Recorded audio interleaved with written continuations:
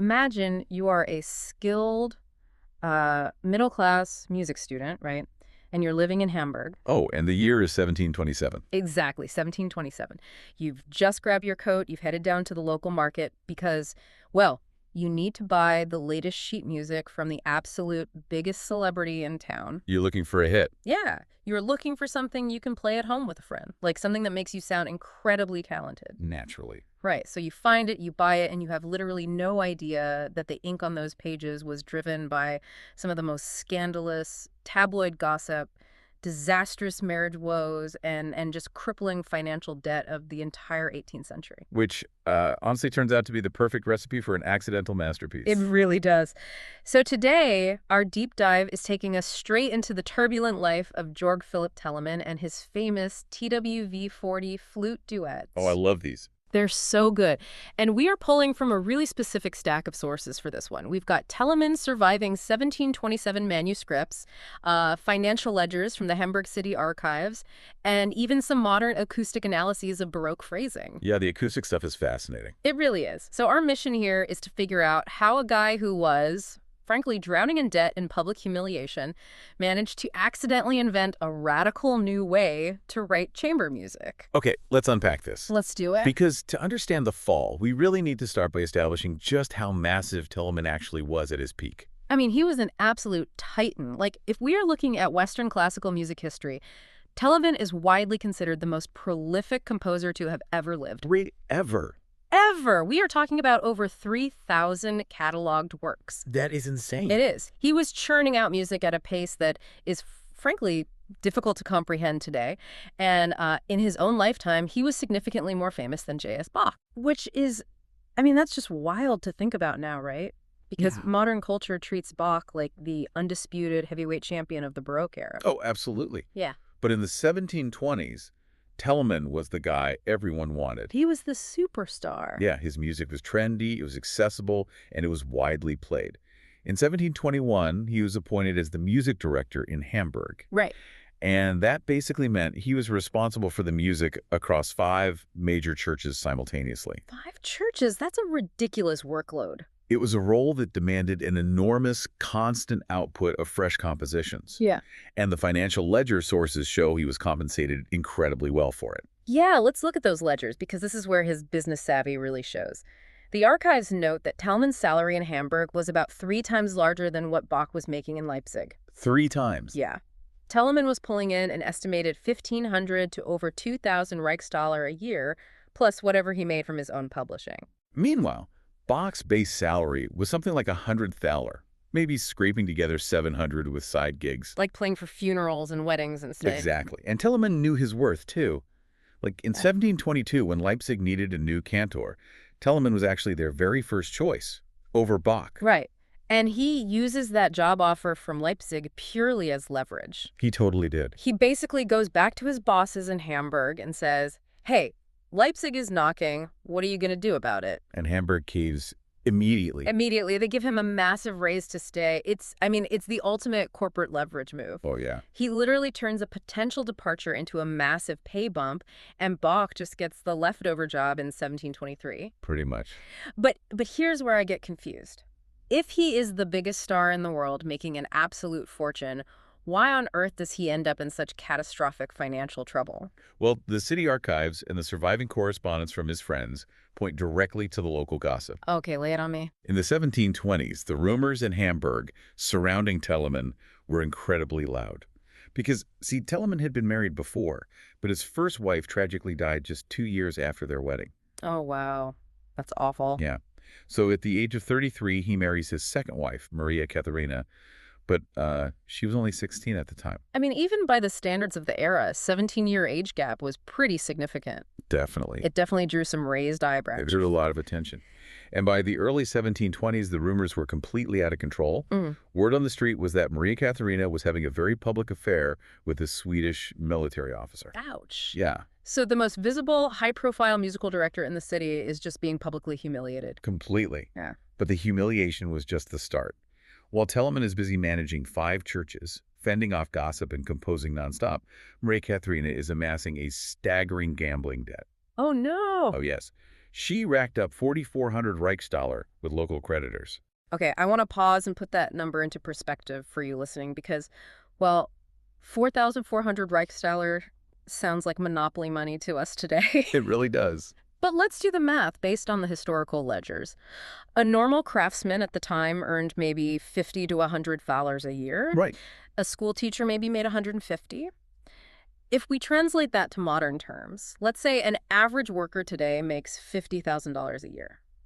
Maria Katharina's gambling debt was the equivalent of 30 to 50 years of an average worker's wages. It's unbelievable. She essentially racked up a $2 million to $2.5 million gambling debt. It was a financial bomb. It was more than Telemann's entire newly negotiated massive annual salary. And the threat of debtor's prison was very real in the 18th century. Oh, very real. It was so bad that his network of friends actually had to organize a public fundraiser just to rescue him from total bankruptcy. Which is, I mean, that's deeply embarrassing. You're the musical director of the city, and your friends are essentially passing the hat around the tavern to pay off your wife's $2 million bookie debt. How does a composer even climb out of a hole that massive? He turns to a frantic side hustle. Okay. From 1725 to 1740, financial desperation completely transformed Telemann's career. He became like a one-man music business. Oh, wow. Yeah, he decided to self-publish his own works, cutting out the middleman entirely, which, well, that was highly unusual for the Baroque period. Because usually you'd need a patron. Right. Usually a composer relied on wealthy patrons or a dedicated publishing house that took most of the cut. But Telemann realized he needed all the profits right now to stave off ruin. And this brings us back to you, our listener, imagining yourself in the 1720s.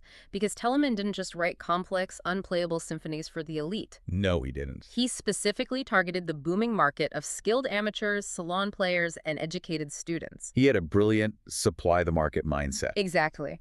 He knew that middle-class people sitting in their parlors needed sheet music to play with their friends on a Tuesday night.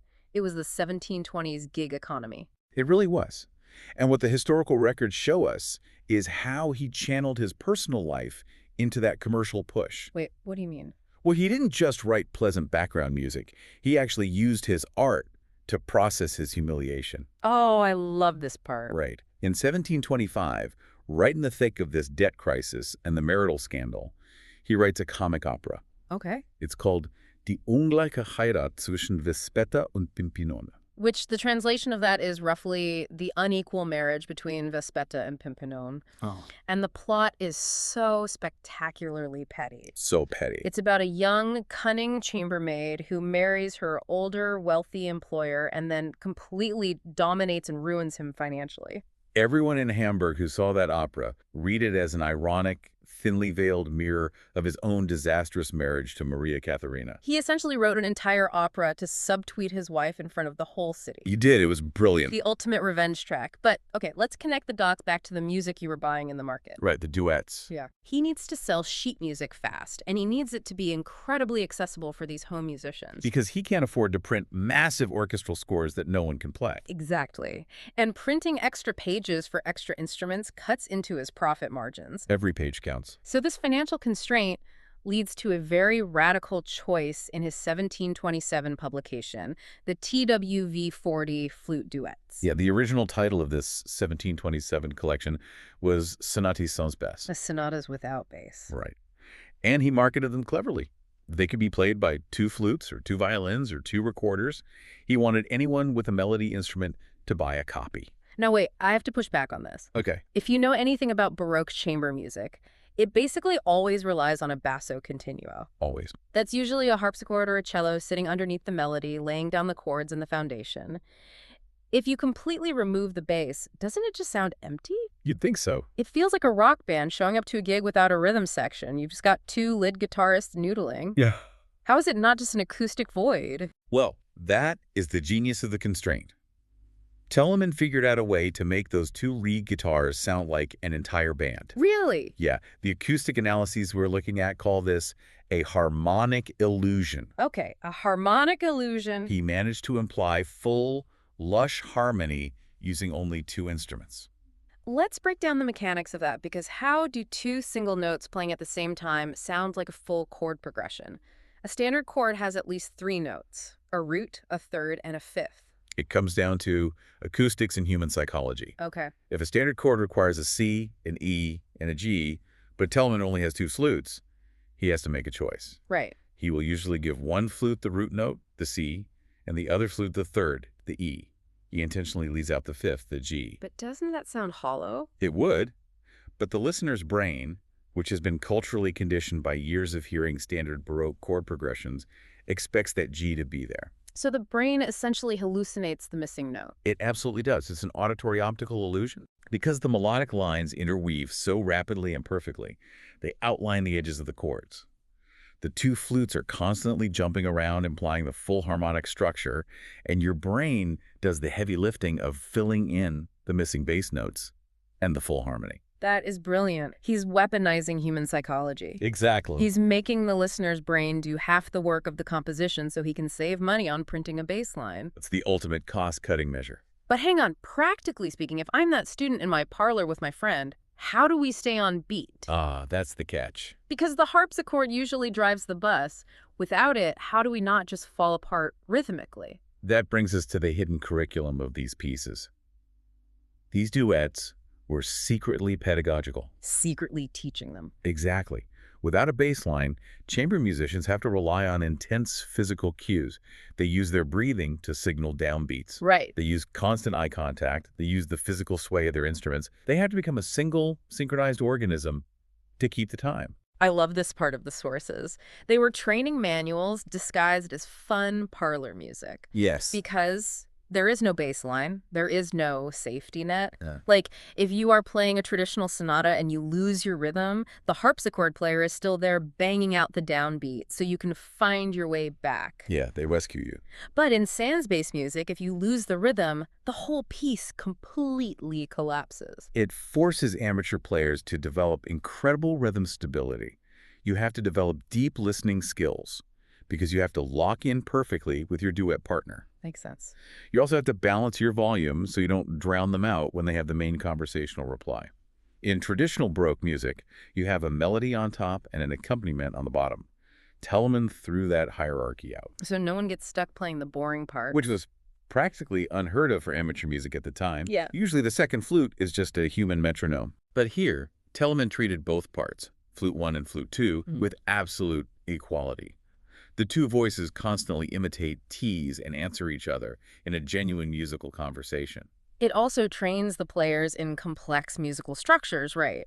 Because every single one of these 6 canonical duets follows a very specific 4-movement scheme. They do. They start with a slow movement, which eases the players in, establishes the key, and lets them lock in their tuning. Okay, good warm-up. Then movement 2 is always a fugue.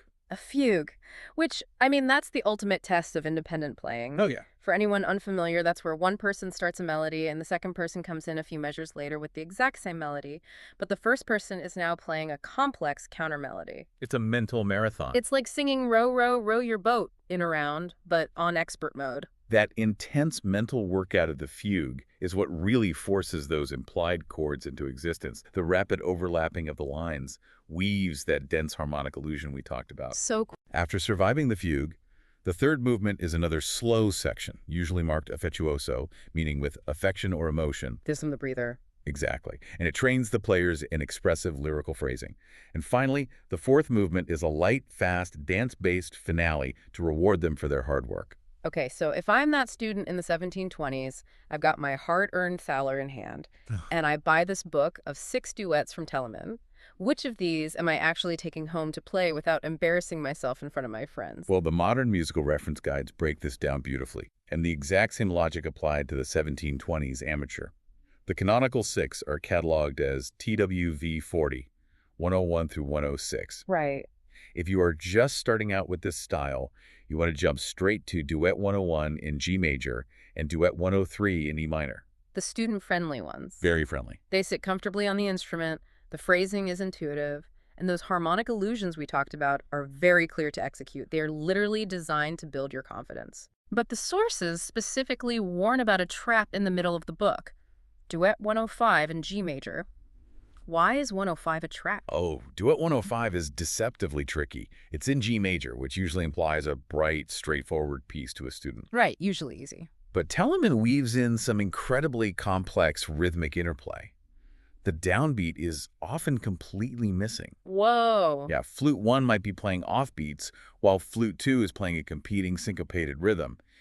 Add in some very awkward octave leaps, and it demands a level of independence from both players that can easily trip up an intermediate musician. So you're basically rubbing your stomach and patting your head, but musically, while your friend is actively playing a rhythm trying to throw you off. Pretty much. He lulls them into a false sense of security with a happy G major key, and then hits them with the tricky syncopation. He's testing them. He really is. And speaking of tests, we have to mention the final boss of this collection. Ah, yes. TWV 40.107. Because the original 1727 publication was just a set of 6. But there is a standalone duet, modern setting, that often gets editorially labeled as duet number 7 in modern books, even though Telemann didn't number it that way. Right, it is entirely standalone, and it is a noticeable step up in difficulty. How so? It's for upper intermediate to advanced players, demanding much more in terms of stamina and intricate Baroque ornamentation. You have to really know your trills, your mordents, and your phrasing to make it work. It pushes the sans bass illusion to its absolute limit. What I find so endearing about this whole enterprise is the physical evidence left behind. The margin notes. Yes, some of the original copies of these 1727 prints actually survived in German libraries with Telemann's own handwritten notes in the margins. Which is just incredible to see. He would write specific dedications to his students or friends, sometimes tweaking the music slightly to fit their specific skill level. It shows that despite the terrifying financial panic driving this publication, he genuinely cared about the people playing his music. He was a true pragmatist, but he was also a master craftsman. Like, he never let his desperate need for quick cash compromise the artistic integrity or the educational value of the work. He respected his amateur audience enough to challenge them. So what does this all mean? Let's take a step back and synthesize this journey. We started with a guy who is the biggest musical celebrity in Hamburg. Right. He's making triple what Bach makes. He's at the top of the world.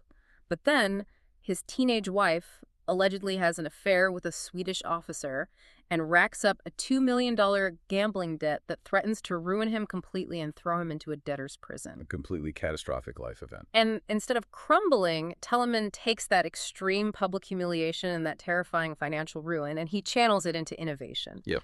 He self-publishes to keep the profits. He becomes an entrepreneur. He writes a petty revenge opera. And most importantly, he writes the TWV 40 Flute Duets, forcing himself to strip away the bass line to save on printing overhead and appeal to a broader market of home musicians. And by doing so, he changes the way chamber music can be written.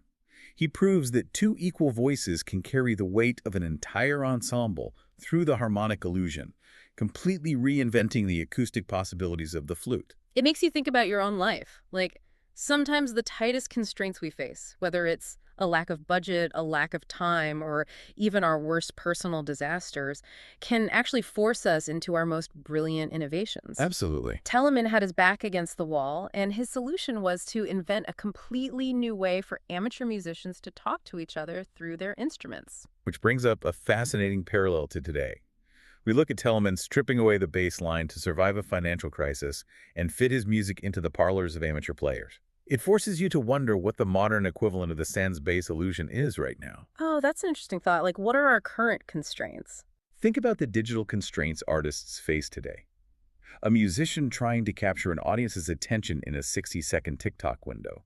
Or an indie game developer building a massive world with only a fraction of a corporate budget, relying on pixel art and implied lore. Oh, wow, yeah. They are forced to strip away the baseline of massive production values and rely entirely on the audience's brain to fill in the gaps.